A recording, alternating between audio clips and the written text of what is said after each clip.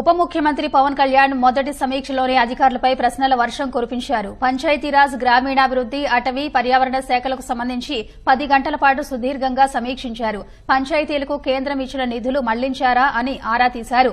ఇవాళ గ్రామీణ తాగునీటి సరఫరా, పంచాయతీరాజ్, ఇంజనీరింగ్ విభాగాలపై పవన్ సమీక్షించనున్నారు.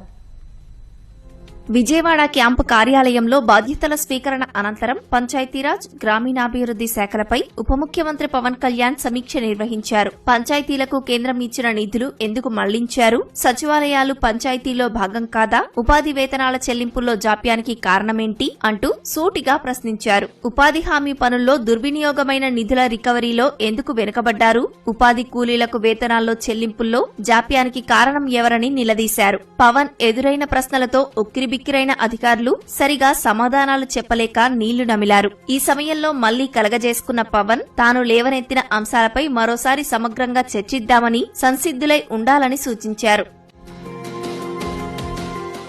వివిధ అంశాలపై అధికారులు పవర్ పాయింట్ ప్రజెంటేషన్ ఇవ్వగా పవన్ తనకున్న అనుమానాలను ప్రస్తావించారు. పంచాయతీరాజ్, గ్రామీణాభివృద్ది శాఖ ప్రత్యేక ప్రధాన కార్యదర్శి శశిభూషణ్ కుమార్, కమిషనర్ కన్నబాబు వాటిని నివృత్తి చేసే ప్రయత్నం చేశారు. రాష్ట్రంలో పంచాయతీలకు సమాంతరంగా గ్రామ సచివాలయాల ఏర్పాటు అవసరం ఎందుకొచ్చిందని, సర్పంచులకు వాటిపై పర్యవేక్షణ, నియంత్రణ లేకపోతే ఎలాగని పవన్ ప్రశ్నించారు. గ్రామ సచివాలయాల్లో సర్పంచులకు కూర్చోడానికి కుర్చీలు లేవా అని నిలదీశారు. కేంద్రం ఇచ్చిన ఆర్థిక నిధులు పంచాయతీలకు నేరుగా ఇవ్వకపోవడానికి కారణం ఏంటని అడిగారు. పంచాయతీలకు నిధులు, విధులు, అధికారాల విషయంలో కేరళ అమలు చేస్తున్న అత్యుత్తమ విధానాలు ఆదర్శంగా ఉన్నాయని, ఏపీలోనూ అమలు చేసే విషయాన్ని పరిశీలించాలన్నారు. సమగ్రంగా చర్చించి ఆ మేరకు ప్రణాళిక సిద్ధం చేయాలని పవన్ నిర్దేశించారు.